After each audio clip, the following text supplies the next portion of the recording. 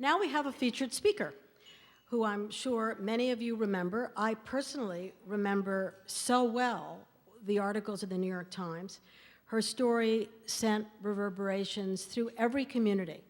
And she was, of course, a very young person at the time. On the evening, 16 years ago in April, Tricia Miley set out for a run in New York Central Park.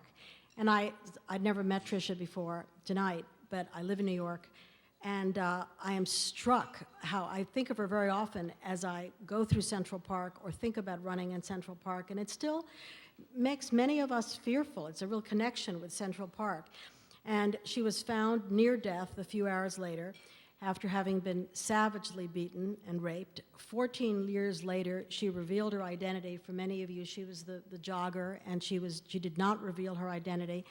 And from what I understand, one of the reasons that she wrote, that she actually became public, was she had a close relationship with Rick Leskowitz, who is here somewhere tonight.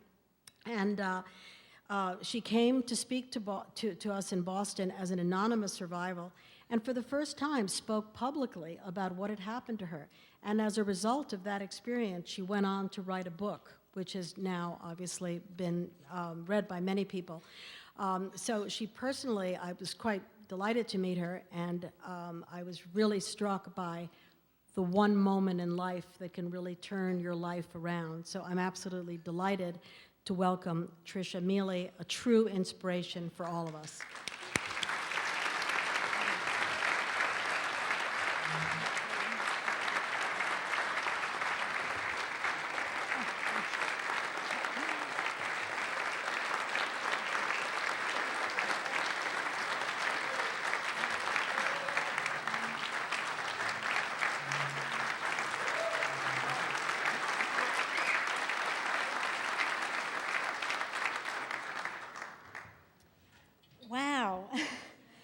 Thank you for that warm, warm welcome.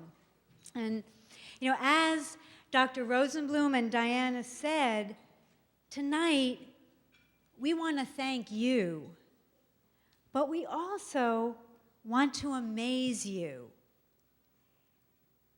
We may shed some tears this evening, but, we're also going to witness the power of the human spirit.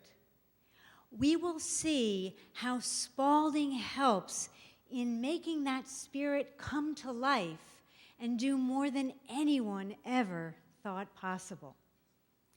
In part, Spalding is able to do this as a result of the support that each of you have so graciously given. Support, when I think about support in all the various forms that it came to me during the last 16 years of my recovery, I realize how vital it was to my recovery, vital to my ability to be resilient and reclaim my life. And fortunately, I had support from a wonderful family and friends, an employer, and spectacular medical care.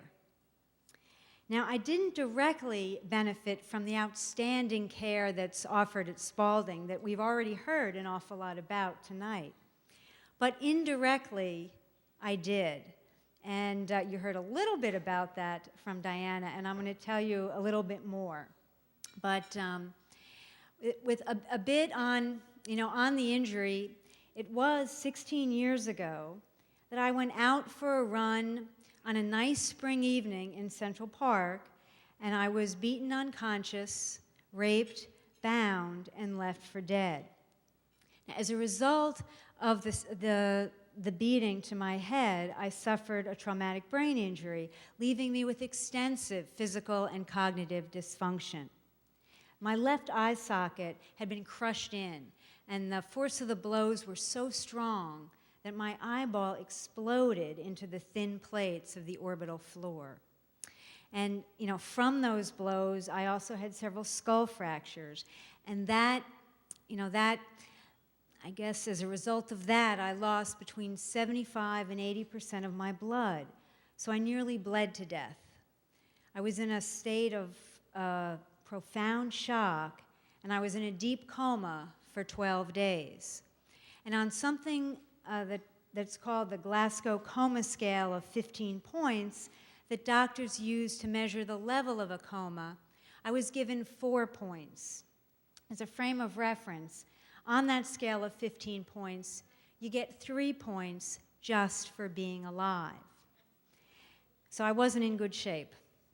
And as a result of the brain injury, I have no memory of any of the events from the night of the attack till just about 6 weeks later. So I don't remember going running or the attack or being raped or most of the time in the acute care hospital. I think of myself as an ordinary person who had something extraordinary happen. And it was extraordinary in 2 ways. I suffered an extraordinary level of violence, but I also experienced an extraordinary level of human kindness and love.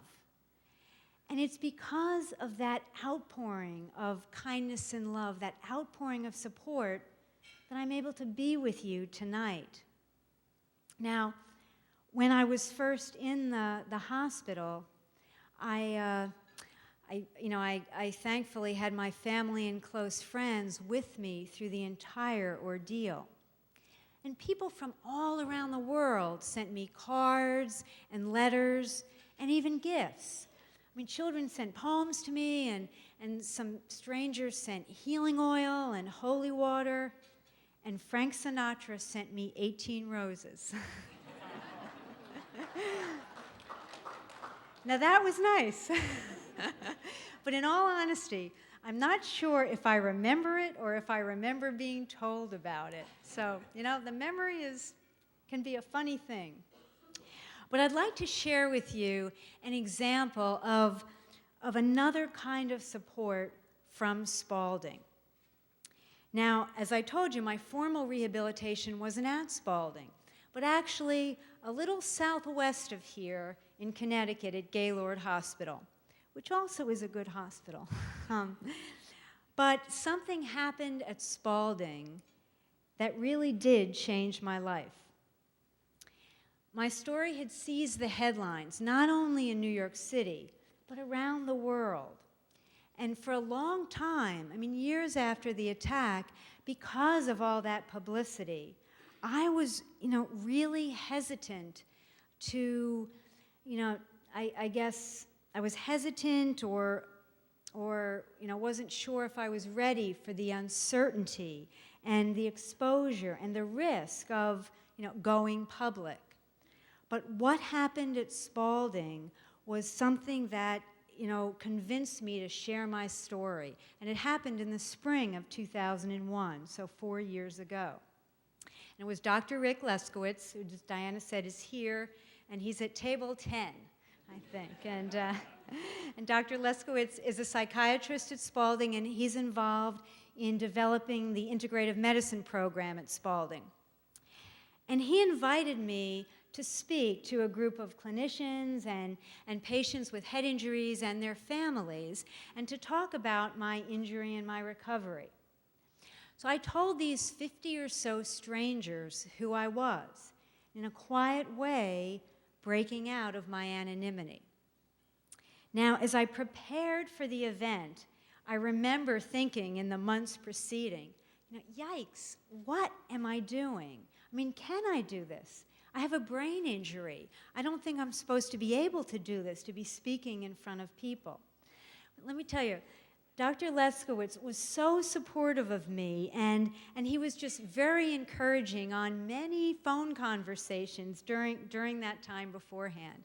And even with all that anxiety that I had, that afternoon at Spaulding was so, so powerful. And it was an event or an experience that I'm never, ever going to forget.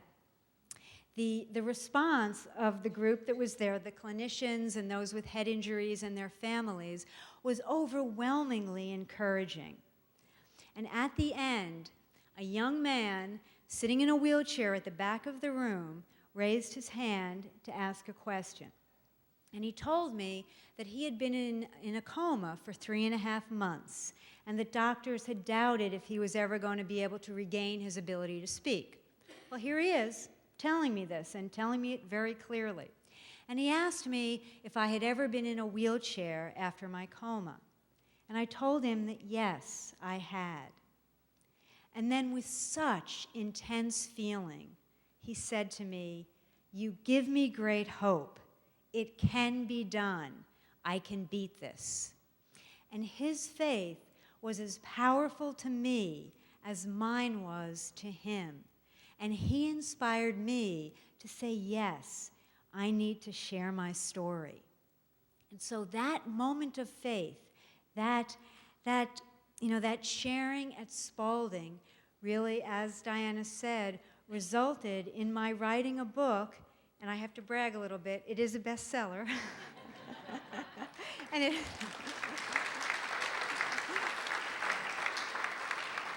And what I've learned is, if it's a bestseller for a week or 5 years, it's always a bestseller.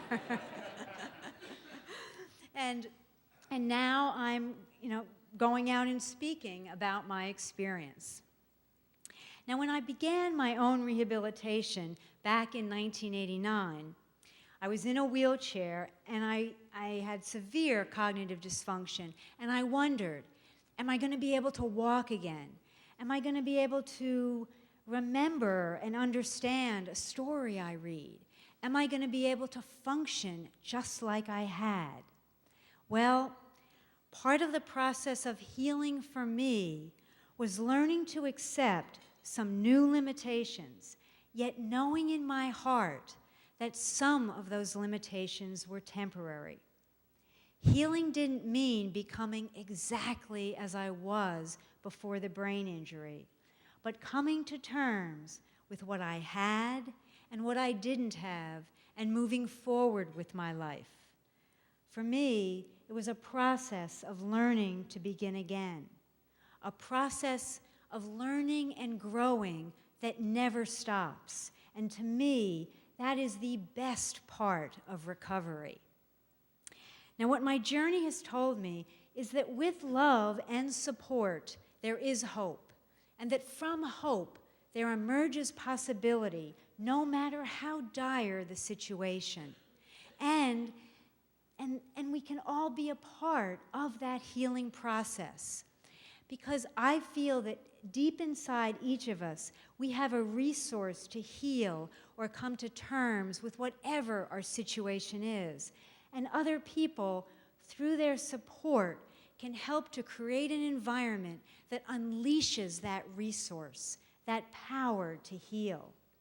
And sometimes that support requires the skill of doctors and therapists at a hospital like Spalding. And sometimes that support requires the unique programs for patients and families like the one I participated in at Spalding. But always, always, support can be given by each and every one of us as loving, caring individuals, just as it was given to me. So I encourage you, when you hear of someone who needs help, be it a family member or a friend or a colleague or even a stranger, open your heart and offer whatever kind of support that feels right to you. Send a card, say a prayer, offer a good intention, or send that donation. I'm with you tonight as proof that this support does make a difference in helping someone reclaim their life and become a survivor. So thank you very much.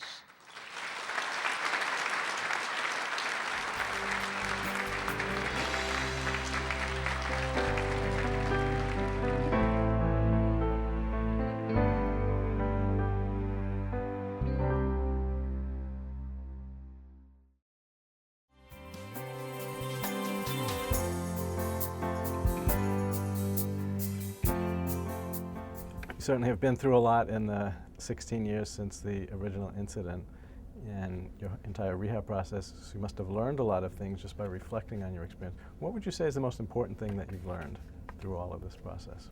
I think the most important for me is really the importance of support. It's very simplistic, I suppose, in one way, but how that support in all its varied forms made such a difference to me, and that it's so easy, I guess, for people to extend that support too, and it just doesn't have to be for someone who's gone through something traumatic, but in dealings every day with other people, and it also makes it makes me feel better too when I am supportive of other people as well. So I think maybe for both those reasons, for the we'll say the give and take of it, that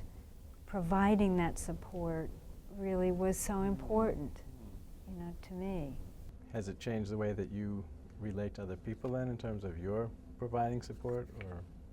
I was so grateful for all of the support that I had received, and I think that was one of the reasons why I wanted to share my story, to let other people know, number one, to thank them for everything that they had done for me, that it did in fact make a difference. One of the reasons why I wanted to tell my story, to write the book, was to thank people and to let them, number one, thank them for what they had done, but let them know that what they had done made a difference. And so part of that was opening myself up, I guess, in a way, to the world, and to say, to reveal a part of myself in telling my story. And I feel the confirmation of that every time, I talk about, in a way, what happened and the lessons that I learned when I feel the feedback. So it benefits me at the same time that I believe, from what I've seen, it benefits the receiver of my sharing my story, or so that's kind of a continuum of the support. How about spirituality? What's your understanding of spirituality, and what role did that play in your rehabilitation process? I think spirituality played a huge role in my healing, because part of it is I got such a response from so many people praying for me, thinking about me, and I think the focus of all that prayer and intention had an effect on my recovery. I really believe that. And I think I personally, have the feeling that I saw I'll call it the God in each of us, as people reached out to me, and that I experienced that, and the effect of that.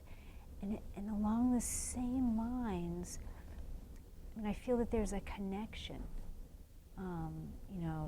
to all of us, and I feel the confirmation of that when I'm out speaking, because I meet so many people who feel that there's some kind of a bond between us, almost regardless of their experience. But there's something about me and the story that people feel connected with. And I think that's a part of spirituality too. Is there anything that you would like clinicians and therapists who work with brain-injured patients to know, what, based on what your experience has been? What would be most important for them to take away from this? First, I'd like to bow to all of them, because what the work that they do just is incredible, and for how it restores people's lives. The one thing that I'd like rehab therapists to know is the importance of being there, being fully present with the patient, and to be there with them in that moment, in spite of all the other distractions and pressures that are on them, but how much that means, that relationship means, to the patient, that, you know, that you're there with them, that you're with them, you're believing in them, because then I think it gives the patient, it gave me a sense that you believe in me, I believe in myself. And I think helped with building confidence. And also part of it too, when you're there, when you're fully there with the person, they're a part of the patient, let's say, is a part of the process. And I think that's very important too, that you're not just treating someone, that you're actually working with someone, and that, you know, the two of you are a team and you're doing this together. For patients, what would you like to say to brain injury patients as they're at whatever stage of their rehabilitation process they're in? For patients, it's to trust, you know, to trust the person, the therapist that they're working with, to know that they're there because they want to be there, they want to help, they're not there to judge you. And to feel as comfortable as you can with them, and you know, and to keep pushing. And if things don't go quite as well as you thought, that's okay. That, you know, that therapist isn't judging you. You know, they want you to do well. And I think it's almost trying to do away with that thought of, oh, I've got to be just like I was, I've got to be perfect. No, forget about that now. Just do what you can, and realize that who you're working with, that person that you're working with, really wants to be there with you and really wants to see you succeed. Thank you.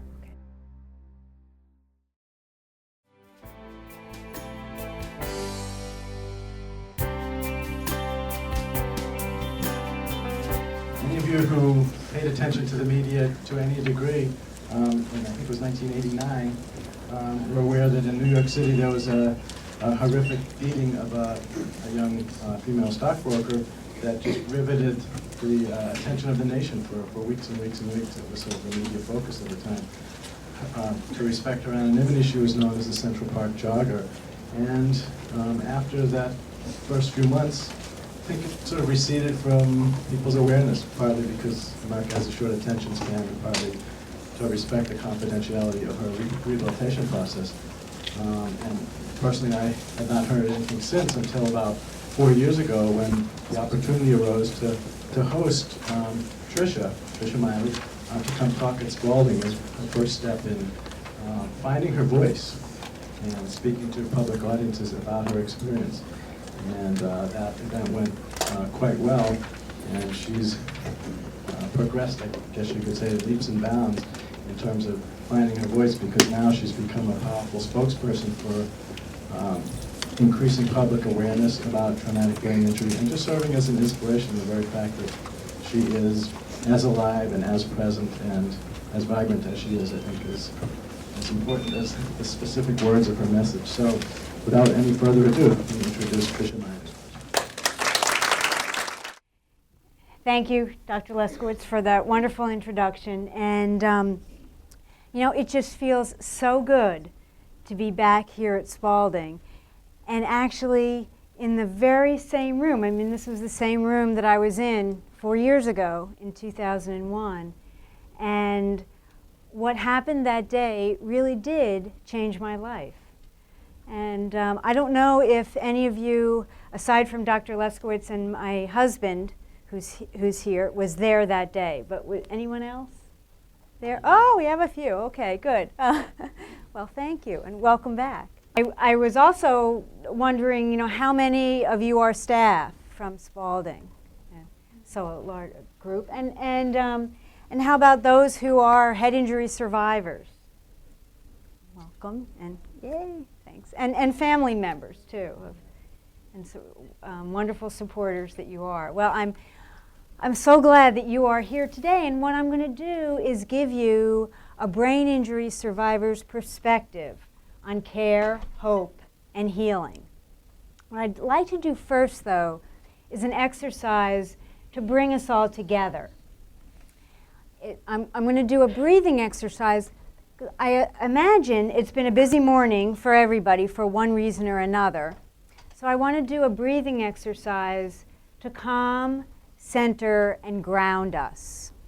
And it's something that I've used during my recovery, and that's one of the reasons why I'd like to share it with you. What I'd actually ask first is that for any of you that have cell phones or pagers, if you could put them on vibrate or turn them off.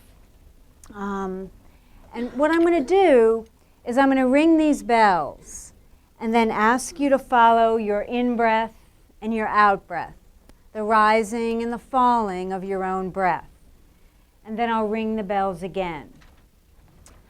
So if maybe we can, sit up and uncross our arms and legs. And if it's comfortable for you, close your eyes or lower your gaze.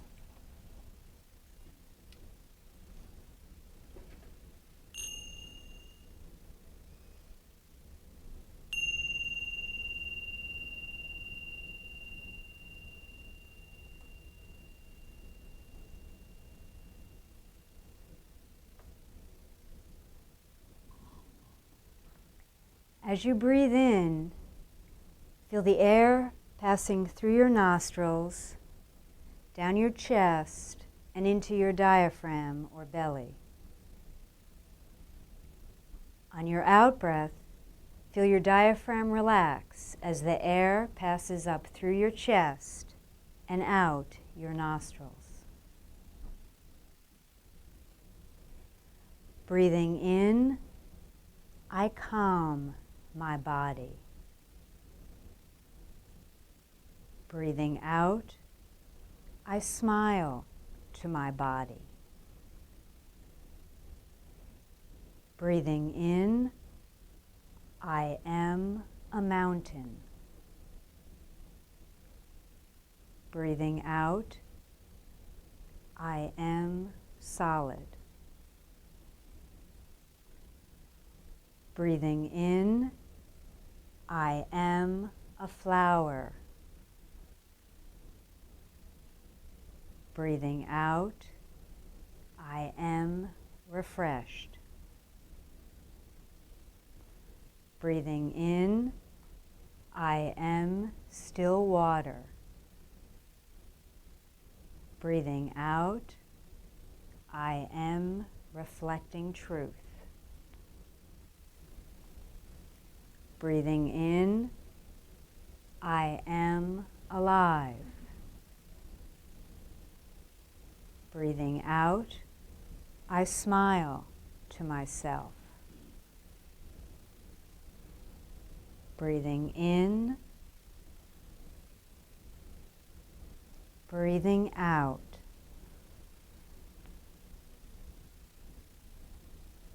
Breathing in,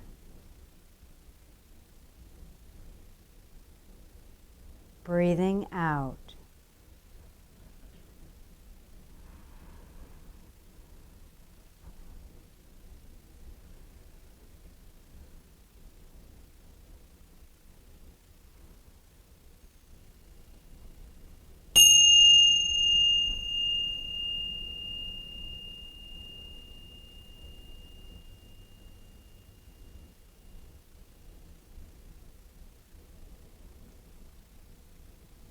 Well, thank you, and I hope you all feel a bit more relaxed now.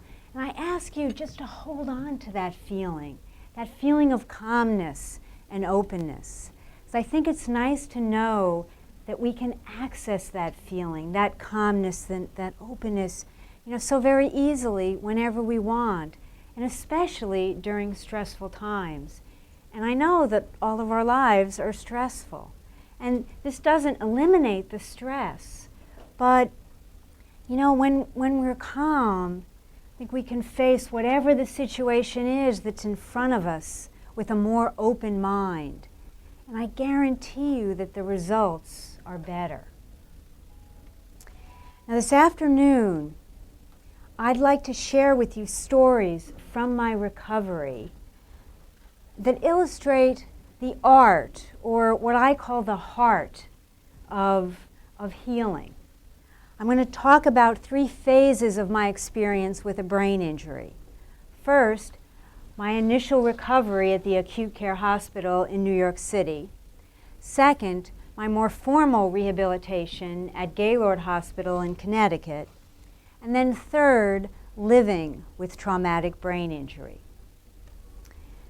Let me tell you about the injury, really the horrible event that started me on this journey. As a result of the severe beating, I suffered a traumatic brain injury, leaving me with extensive physical and cognitive dysfunction.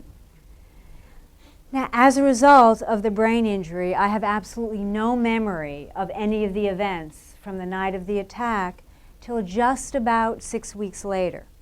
So I don't remember going running, the attack, being raped, or most of the time in the acute care hospital in New York City, Metropolitan. Given this horrendous, condition that I was in, I want to start by sharing with you experiences from Metropolitan, from the acute care hospital.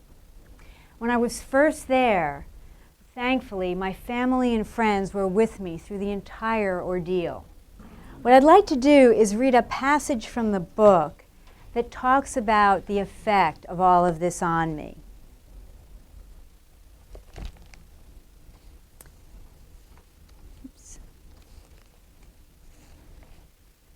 As for the cards, letters, phone messages, and presents, my family read and described them to me even when I was comatose. Pat Babb, one of my nurses, when she held me in her arms, whispered of the support and told me of the gifts from around the world sent to comfort me and help me get better. Did I subliminally understand their words and gain strength from that unconscious knowledge? I'm sure of it, just as I'm convinced that the cards and letters I eventually could read and understand were a vital factor in my rehabilitation. Now, of course, no recovery was possible without the enormous skill of my doctors. But was there more? Did I have thousands of friends working on my behalf? And I was hearing something else as well from the letters and cards, that I shouldn't be ashamed. A common reaction among rape survivors is self-blame. It's somehow my fault, the survivor imagines, and the internalization of that belief leads to shame, self-doubt, and silence. Some survivors feel they must hide that they were raped, so the attacks go unreported. Well, secrecy was impossible for me. The whole world knew I had been raped. But to me, this was a benefit. You shouldn't feel ashamed, the messages were saying. We're ashamed at how you were treated. People didn't ostracize me because I'd been raped. Rather, they opened their hearts to me. And I want to show you one of those cards, and it's a big one too.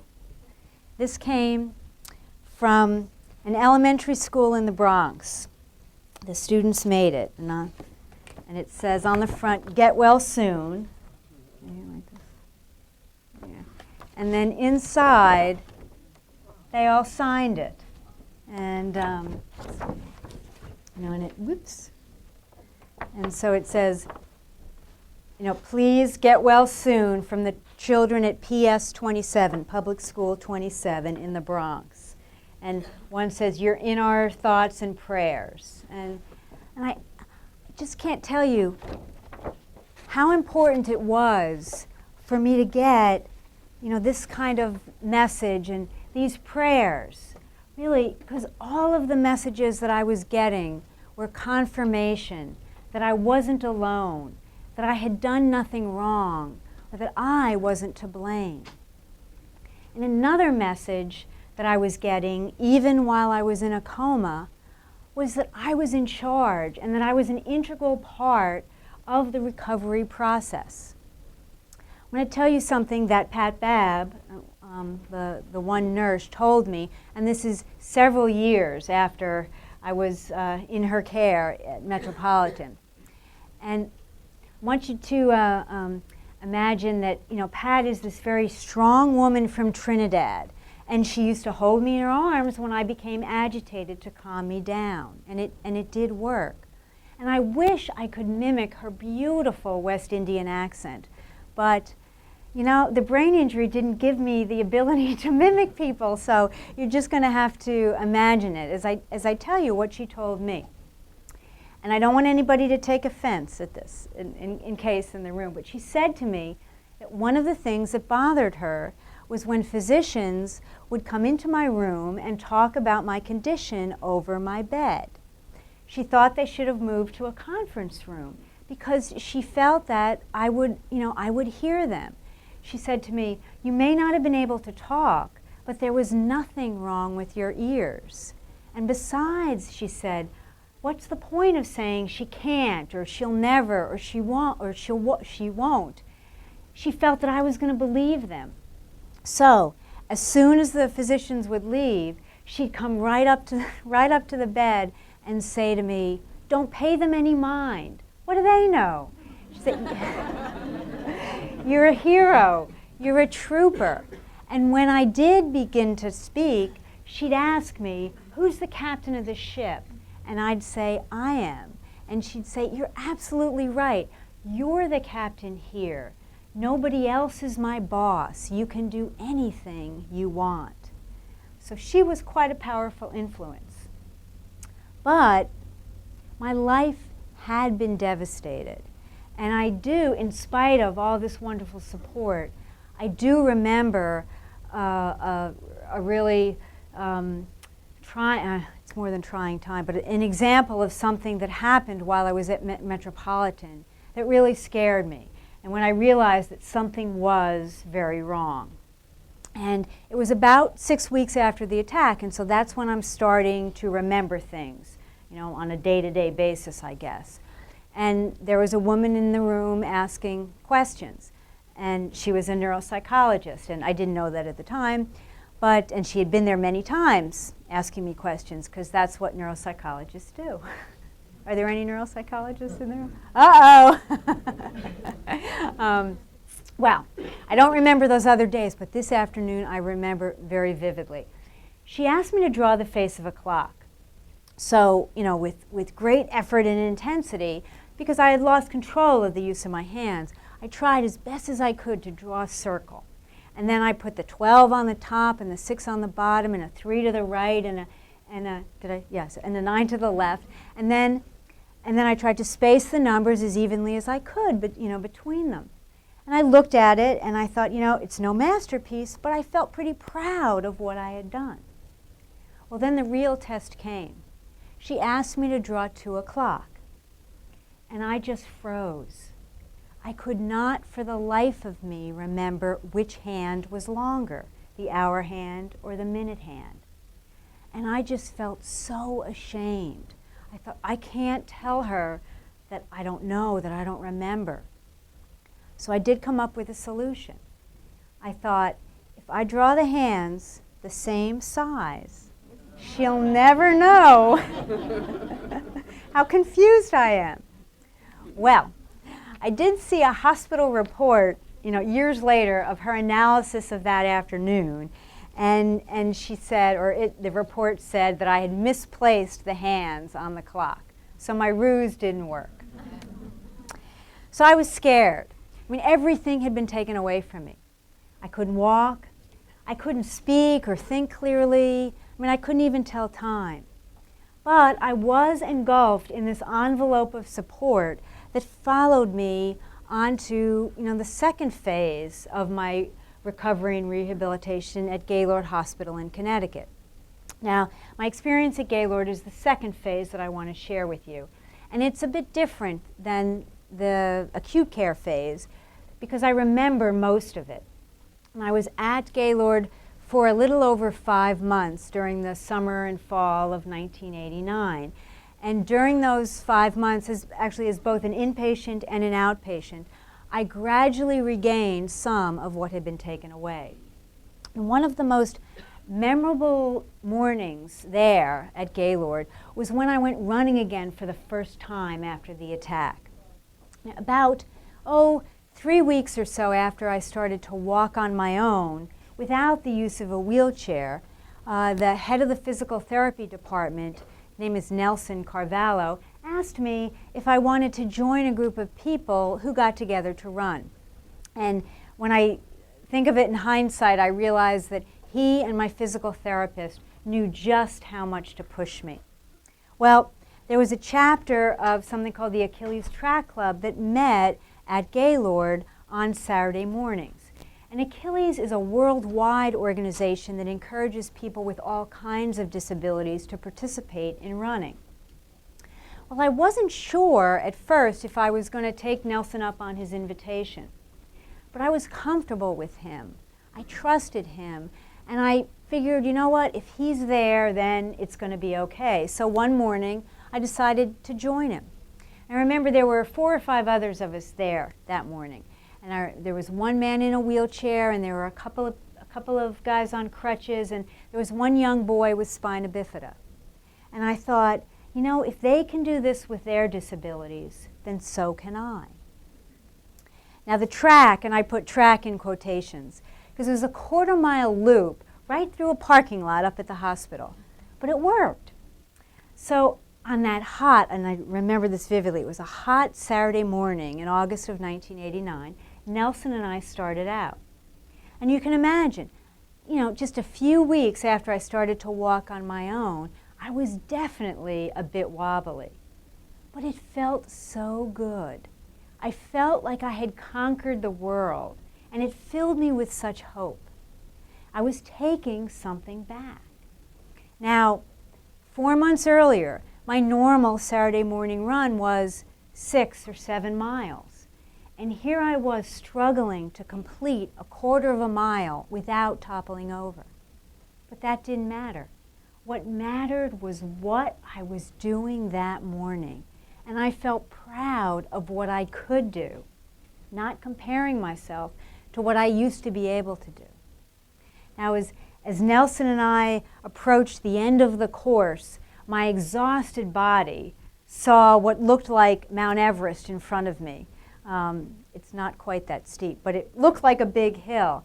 And Nelson saw that I was getting even more unstable, so he grabbed onto my shoulder, and we finished the course together.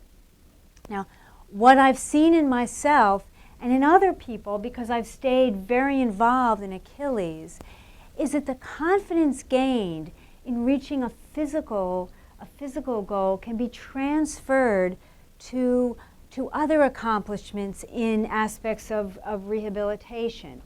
And, you know, be it in school or at work or in relationships. And it's fun. I mean, for me, exercise was a wonderful self-esteem booster. And there is lots of current research on how exercise improves cognitive ability for all of us. I mean, it was just a couple weeks ago in the Wall Street Journal, this article that exercise helps, everybody with cognitive function. And there has been some research, though not enough, but on the benefits of exercise for those with traumatic brain injury, and how beneficial it is, and that it is a tremendous motivator and self-esteem booster. No. Now, another example that I also remember very well from Gaylord had to do with occupational therapy. And an organization that was so important to me during my recovery was my employer at the time, the Wall Street investment banking firm Salomon Brothers. And they reached out to me in a way that really did make such a difference. And I've come to learn that one of the most difficult aspects for survivors of trauma, and especially brain injury like I had, is returning to work. The stress of not knowing if you're going to have a job, or the anxiety over regaining lost skills, can often hamper the healing. Well, I was so fortunate that Salomon, they stood by me from the very beginning, and they let me know in a number of ways that there was a place for me, and that I was wanted and welcome back. I'd like to give you an example of something that happened while I was up at Gaylord. And as I said, I was there for about 5 months. After about 2.5 months, I had progressed enough to be transferred from the hospital proper to their transitional living center, where I was going to, regain skills necessary for independent living, like cooking and cleaning and taking care of myself without the constant supervision of the hospital. This was basic stuff, and even though I was 29 at the time and I had 2 graduate degrees, I was going through a second childhood. Now, the center is very similar to a home, with bedrooms for patients and a large living room and dining room and kitchen. Well, Solomon set up an entire office cubicle in my bedroom that took up half the space. And it came complete with a desk and a telephone and a filing cabinet and a computer and a printer, and even something called a Quotron, which 16 years ago was the monitor that tracked the stock and bond markets. It gave me a sense that I was back at work. And Solomon even supplied a small sign with the company's logo on it that said Connecticut branch. And they attached that with Velcro to the cubicle panel. And I brought the sign because it means so much to me. And it's probably a little too small for you in the back, but up top is the Solomon logo that Solomon is no more because they were bought up by 1 or 2 companies along the way. But Solomon at the time had offices in New York and San Francisco and Tokyo and London. But it was me who was their Connecticut branch. And this, really provided me with the security of knowing that I had a place to go back to, a step in returning to the normalcy of life. And so often, I think especially these days, we hear of large companies being all about money. And I think this is a wonderful example of a company really responding from the heart. They can and did do both. They gave me hope. Now, after I left Gaylord, I started the 3rd phase of my experience with traumatic brain injury. I returned to New York City and I started to work again at Solomon Brothers. And then being out of the hospital environment, on one level, gave me a sense that I was very normal, that I was able to carry myself as someone who hadn't gone through this horrific experience. But let me tell you, it was the beginning of the most challenging phase of my experience with brain injury, living with traumatic brain injury.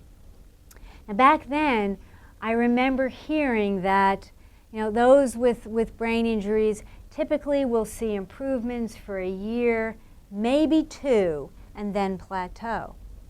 Well, my experience and more current research in the neuroplasticity of the brain says that this isn't so. I kept seeing small improvements, and those improvements kept me really pushing to the edge of what I thought was possible. And that resulted in, additional improvements. And the best part about it is that 16 years later, I continue to see change. So for me, neuroplasticity is a wonderful thing. Now, as I gained or regained many of these improvements over many years, I became more and more confident in what I could do as I learned to live inside this new body and new mind. And some of the steps were very small, like maybe standing up on my own without thinking about it.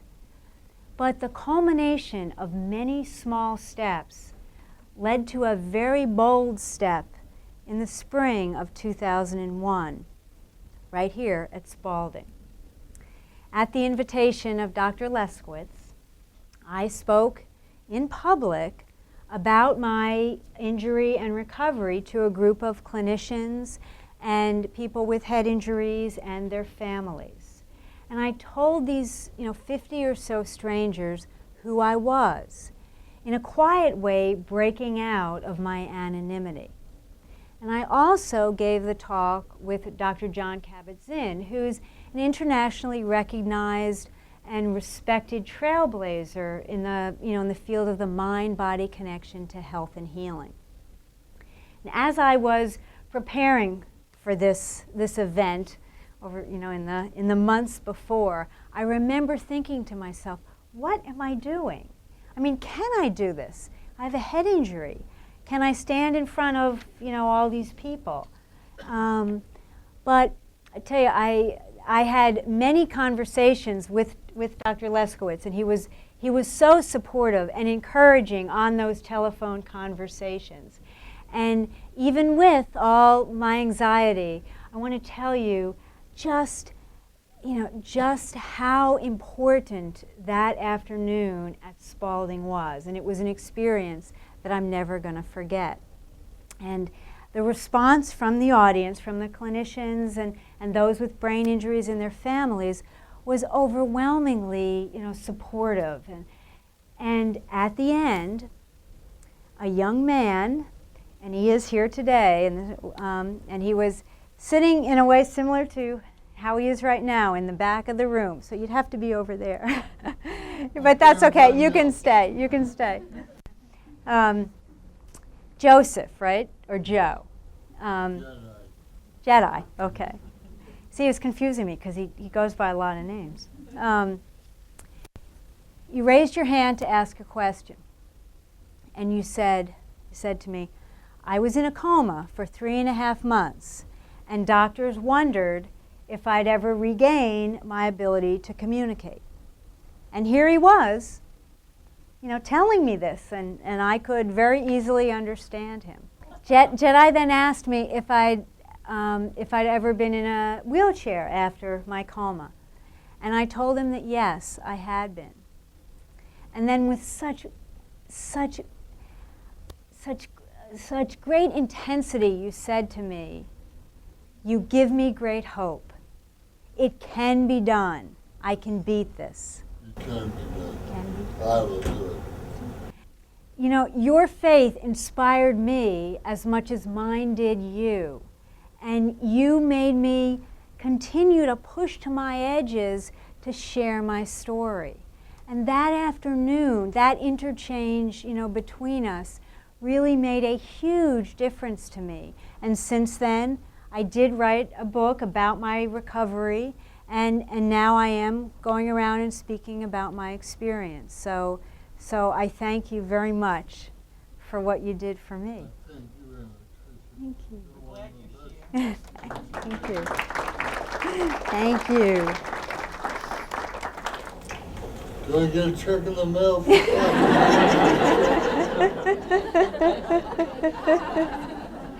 He's thinking. He is really thinking. The final and ongoing experience that I want to share with you of living with traumatic brain injury is learning to accept myself post-injury as I am. Now, one of the most difficult consequences of the attack for me has been coming to terms with the deficits that I suffered as a result of the brain injury. I still have lingering physical deficits such as no sense of smell or some double vision or issues with balance, which just happened right there. But the hardest deficits for me to accept were the cognitive ones. I come from a family that really valued education and intellect, and I was proud of my academic achievements. While I was growing up as a child, there were many messages, both spoken and unspoken, that smart was good. So could I still meet the standard that was ingrained in me?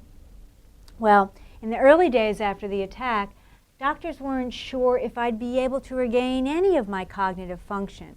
And fortunately, I have made great progress, and the deficits are subtle. But I always doubted, my capabilities and my abilities, especially with assignments, wondering if I should be able to do them faster or better or in a more complete way. It brought up old concerns. Would people take me seriously? Would they listen to me? So the brain injury made me face this old challenge of self-doubt and multiplied it by about 1,000,000 times. I realized I needed to face this aspect of my healing, really this dragon.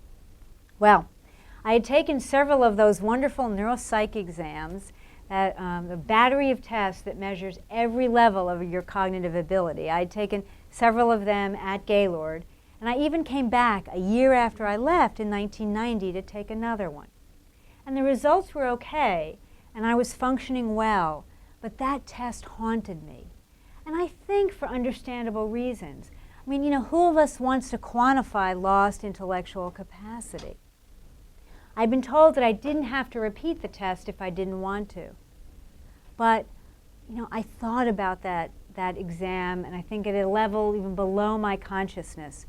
So I'd like to read another short passage in the book that talks about finally facing that fear. And again, this was in the spring of 2001. So it was a powerful spring. My work with Jon Kabat-Zinn, the strength of my marriage to Jim, who's a wonderful man in the back of the room, and my belief that I had at last found the road I would follow, in part thanks to Jedi, gave me the courage to face the question that I had run from at Solomon and the Bridge Fund, another place that I had worked after Solomon Brothers. How bad was the damage the attack had wrought? I need to quiet doubt and face the unknown. I made another appointment at Gaylord for a neurological evaluation. The results showed nothing dramatic, nor did I expect to find out anything dire. And, also as I suspected, I had made gains in such areas as attention span, recall, and cognitive ability in the intervening years. But it will always take me longer to process information than I once could. I don't pick up on complicated narratives quickly. Even the West Wing can be hard for me to follow. When too much is going on, my ability to concentrate and prioritize is affected. Mentally, I will never be the same as I was before the attack. To acknowledge this to myself is, to say the least, not a great feeling, though in another way it gives me peace. I accept it. I can live with it. It's a giant step in my healing. It is part of the woman I've become, and most days I like that woman. Oh. Now, when I came to rehabilitation in a wheelchair with severe cognitive dysfunction, I wondered, am I going to be able to walk again? Am I going to be able to understand and remember a story I read? Am I going to be able to function as I did? Well, part of the healing process for me was learning to accept some new limitations, yet know in my heart that some of those limitations were temporary. Healing didn't mean becoming exactly the same as I was before the brain injury, but coming to terms with what I had and what I didn't have and moving forward with my life. For me, it was a process of learning to begin again. What my journey has taught me is that the process of recovery is a function of science, but it is also a function of an art, really. You may wonder, well, what's the art in that? It's the art of motivating a person to push to the edges of what's possible, yet at the same time, know not to push too hard and risk discouraging the person. It's the art of seeing people like me at our absolute worst, our most vulnerable, yet developing a relationship of absolute trust. And I think trust is so very, very important in the healing process. So your support, your care, your trust helps to create an environment that that unleashes a resource that we all have deep inside to heal or come to terms with whatever our situation is. Because with support and love, there is hope. And from hope, there emerges possibility, no matter how dire the situation. And that, to me, is what keeps life moving forward. And many of you in the room today meld these two aspects of recovery, of healing, the art and the science, to nurture the possibility of the human spirit. And I stand before you today as proof, really, that this support, this care, this trust does make a difference in healing, in helping someone reclaim their life. So thank you very much for what you do and for inviting me back.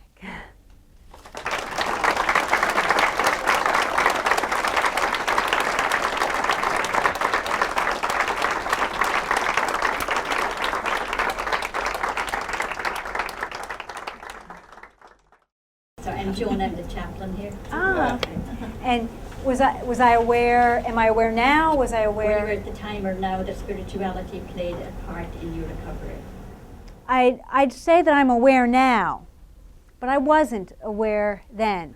You know, looking back on the recovery, and not that long after either, after I got out of Gaylord, I realized how fortunate I was and how far I had come really so relatively quickly.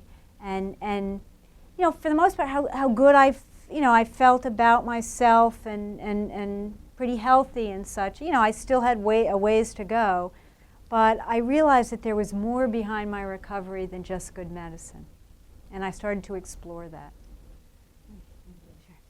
Tricia, I'd just like to say I consider you an excellent friend. I've read your book twice.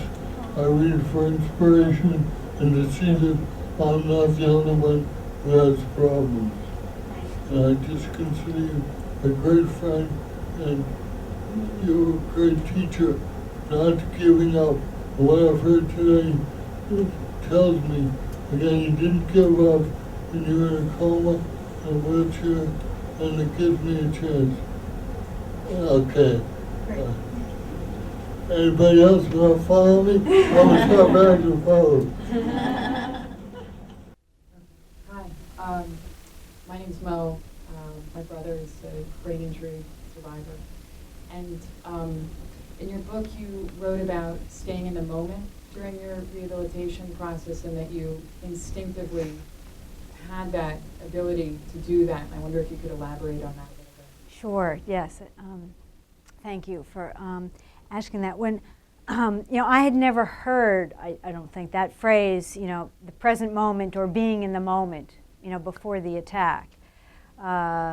And what, you know, as I was starting to think more and more about the recovery and how is this possible, you know, how was I able to move through this and make the kind of adjustments and see the improvements that I did, I thought to myself, you know, maybe in some ways there was, oh my God, a benefit to the brain injury, because I think it forced me, without my knowing it, you know, or my intention anyway, to focus on what was right in front of me and not get all caught up in either what had happened or worrying, you know, tremendously about the future, but focusing on, as I said, what was right in front of me. And resentment about the attack, you know, didn't grab hold of me to stop my healing. And I didn't seem to, you know, in some ways I'm amazed at it still, but I didn't seem to have an anxiety about the future because I felt the support in a way from my family and my employer and such. So I seemed to look at the reality that was mine, which wasn't good at the time, but I worked as hard as I could to make the reality as good as it could be, like right there. And I didn't wake up in the morning and think about this, oh, this is what I have to do, but my body just seemed to know that this is what I needed to do to make, you know, take those steps to move forward. And You know, and now when there's more to think about and more to worry about, I often, you know, I'll say stop, you know, ring those bells, do that meditation. Don't get all caught up in, you know, anxiety over there's too much going on, how am I going to go forward?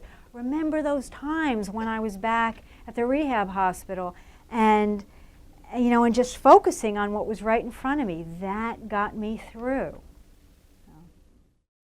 I just wanted to let everybody know that Patricia Miley basically got my whole life started over again back in 2003 because I had a massive head injury back in 1995, and I basically sat at home doing absolutely nothing.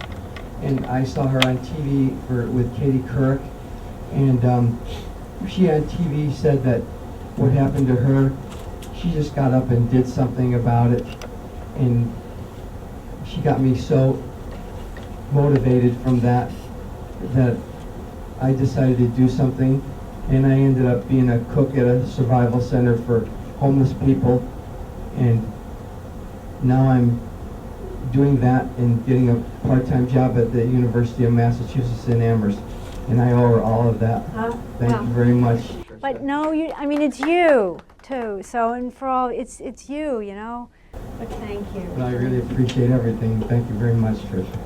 And I guess part of it is for the clinicians to when you see all these wonderful stories of how far people have come, I think it's just a reinforcement that what you do is so important. And you know, and oftentimes now because of shorter lengths of stay, you know, you're not going to see the full recovery. But know that you're playing such an important role in the process, because I think, as we know, it just takes a lot of time. Hi. I'm so thrilled because I had heard your story a long time ago. I never thought I would hear anything again. I work with Joe, and I went through my own experience, not with brain injury, but I'm a breast cancer survivor. And I still kept working, and I think when you reach out to help others, it helps, I don't know, kind of make your problem maybe seem a little bit smaller. Part of that, when you're just saying that, you know, reaching out to other people gave you something. That's something that actually, I remember John Kabat-Zinn, I think first, at least to me, talking about it, the giving and the receiving, that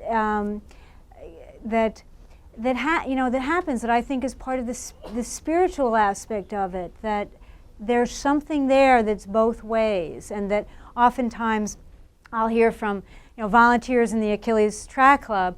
They'll say, well, I get so much more out of it than the person that I'm helping with a disability. Well, you're never going to know, but it's just to say that you know, as the giver, you're getting so much too.